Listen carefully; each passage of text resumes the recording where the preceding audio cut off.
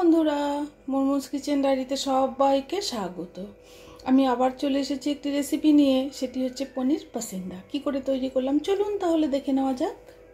পনির পাসিন্দা তৈরি করবার জন্য আমি পনিরটা নিয়ে নিলাম। এই পনিরটাকে আমি এবারে স্লাইস কেটে নিচ্ছি পাতলা পাতলা করে।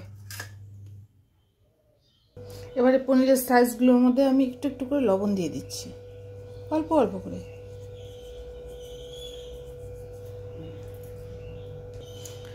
একটু একটু গোলমরিচের গুঁড়ো দিয়ে দিচ্ছি।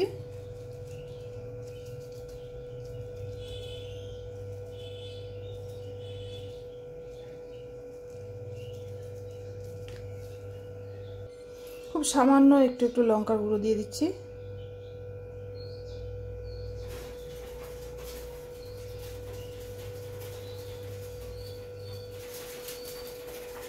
এবার আমি ভেতরের স্টাফিংটা তৈরি করে নিচ্ছি। এর মধ্যে দিয়ে দিচ্ছি একটু ধনেপাতা, একটু আদা, কাঁচা লঙ্কা। আমি ছোট একটা টমেটো বীজ ছাড়িয়ে দিয়ে দিচ্ছি, এটা আপনারা চাইলে দেবেন না দেবেন না।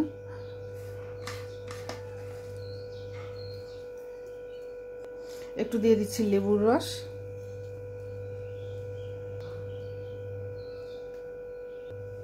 লবণ,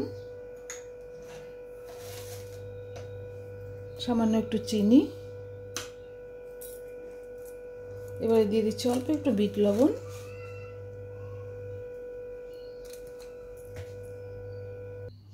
সামান্য একটু দিয়ে দিলাম গরম মশলা, একটু দিয়ে দিচ্ছি চাট মশলা।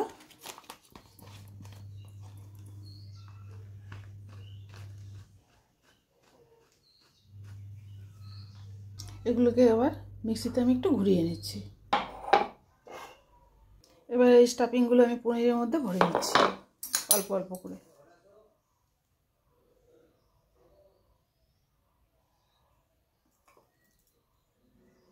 একটা করে পনিরের ভেতরে স্টাফিং দিয়ে আরেকটা পনির দিয়ে আমি এবার চাপা দিয়ে দিচ্ছি।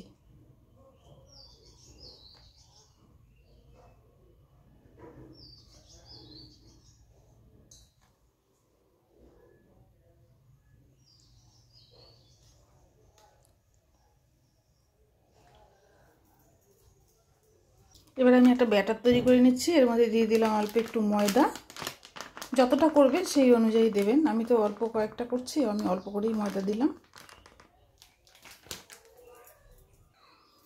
আমি দিয়ে দিলাম একটু কর্নফ্লাওয়ার, 1.5 চামচের মতো কর্নফ্লাওয়ার দিয়ে দিলাম। এটাও আপনারা পরিমাণ অনুযায়ী দেবেন যতটা তৈরি করবেন।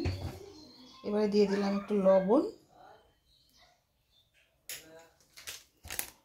একটু দিয়ে দিলাম গোলমরিচের গুঁড়ো, সামান্য একটু দিয়ে দিচ্ছি বেকিং পাউডার, একটুখানি দিয়ে দিচ্ছি চিলি ফ্লেক্স। এবার আমি ব্যাটারটা তৈরি করে নিচ্ছি অল্প অল্প জল দিয়ে।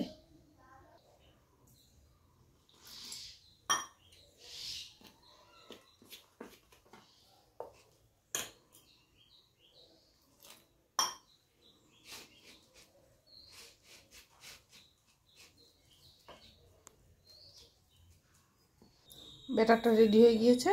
এবার আমি সামান্য একটু লঙ্কার গুঁড়ো আর একটু হলুদ গুঁড়ো দিয়ে দিলাম। লবণটা একটু কম কম মনে হচ্ছে, আমি লবণ দেখে আর একটু লবণ দিয়ে দিলাম। ব্যাটারটা কিন্তু এই যে এরকম থিকনেস আমি করলাম।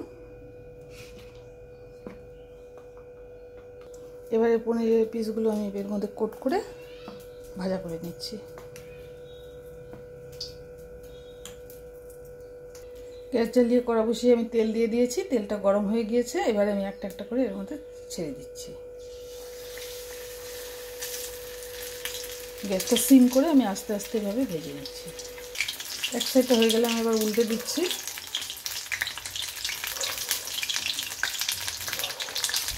সবগুলো ভাজা হয়ে গিয়েছে, এবার আমি এগুলোকে নামিয়ে নিচ্ছি।